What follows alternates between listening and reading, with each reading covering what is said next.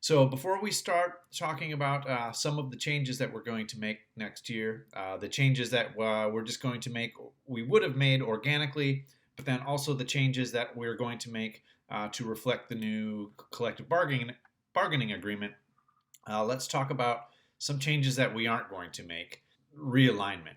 So every several years, owners start grumbling about realignment, and some other owners start chiming in, and it kind of sounds like a good idea to some people. And I've even made the mistake of going along with it before. However, we are an NFL simulation league, and in almost every single aspect in the AFL, we ask the question, how does the NFL handle this situation?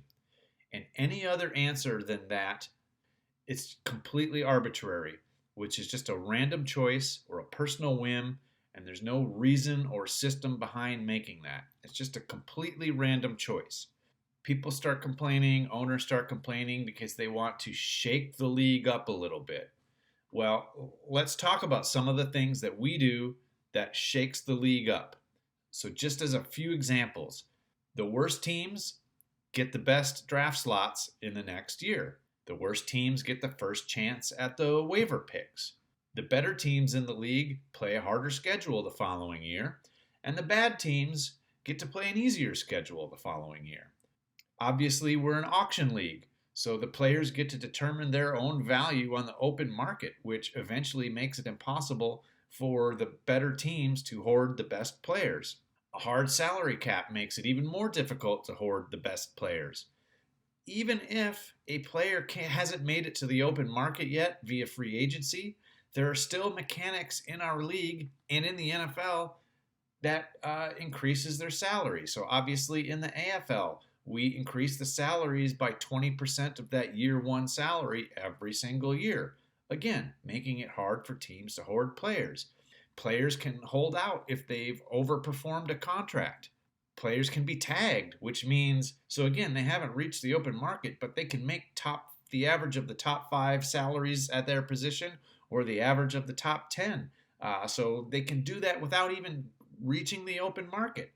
They can also then, obviously, we have the low tender tag that can increase their salary as well, but then it will compensate the team for giving up a player. And then another, just another example is even if a team does lose a player to free agency, they can get a compensatory pick either from another team or from the league. These are just a dozen things that I just wrote down quickly before making this video. Things that the AFL does on a yearly, a weekly, and sometimes a transactional basis to shake up the league, to allow players to move from one team to another, and to ultimately just create a better competitive parity throughout our league. We do so many things to shake up the league every freaking year, week, by transaction sometimes. Even if we did realign just to shake things up, how would we do it? Is it random? Do we just throw all the names of the teams into a hat and redraw it? Only some of the teams? No matter what the answer to that question is, it's arbitrary because the NFL doesn't do it. Even if we do decide to randomly realign, how often do we do it? Every 5 years, as one owner suggested on a message board post last year. Every 3 years.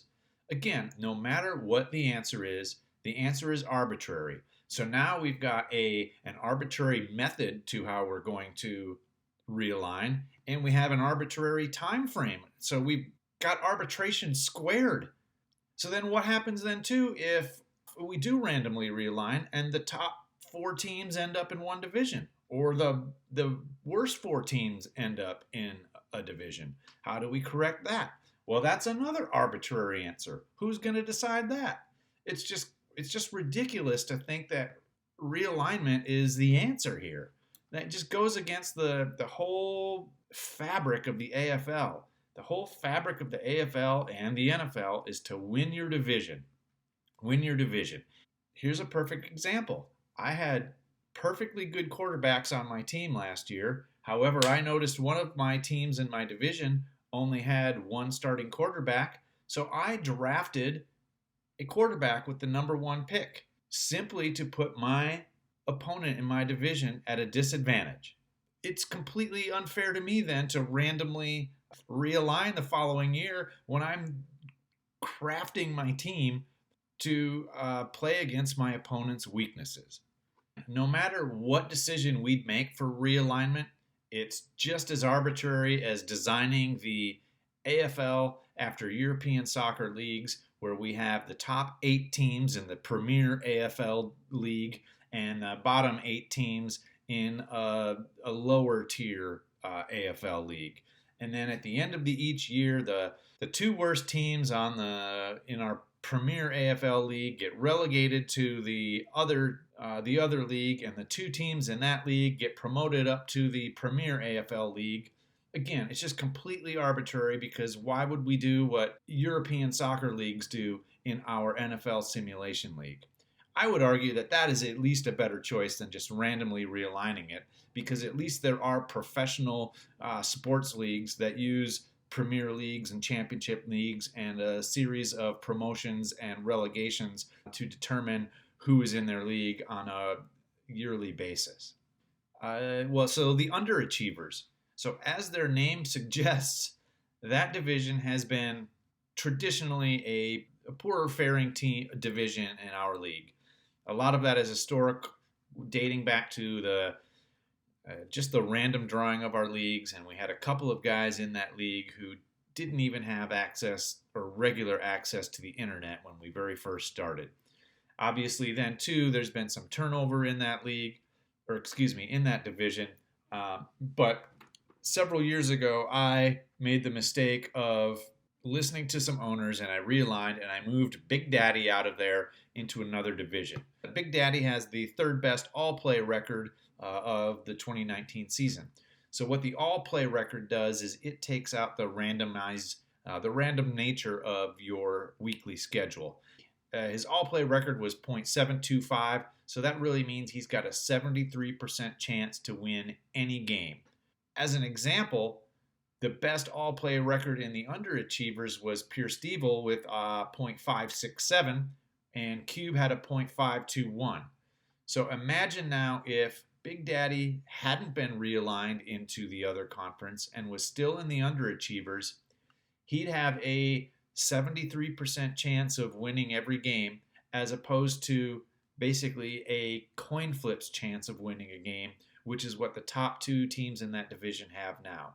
Sometimes you have to be careful what you wish for, because here we did a realignment and it actually drastically affected the overall competitive value of the league, because now that division is still devoid of any good, solid, high-performing all-play teams. When if we would have just left Big Daddy in that division, they'd be a powerhouse and there'd be much more parity between every single division in the league. Obviously, you can tell I feel very strongly, I'm very strongly against realignment. And so before we go into the next video where we're going to talk about some of the things that we are going to change, I just want to let you know that one of the big shakeups that I do think is going to help just again make it feel like the league is shaken up is we are going to start randomizing the schedule every year. So to get more details on that, go ahead and click on the next video. Again, I think just having that random schedule is going to make the league feel fresher. You're not always going to be playing those 3 divisional foes at the first 3 and last 3 weeks of the season. So again, I think that's going to at least help the league feel like it's been shaken up. And check on the next video for more details about that.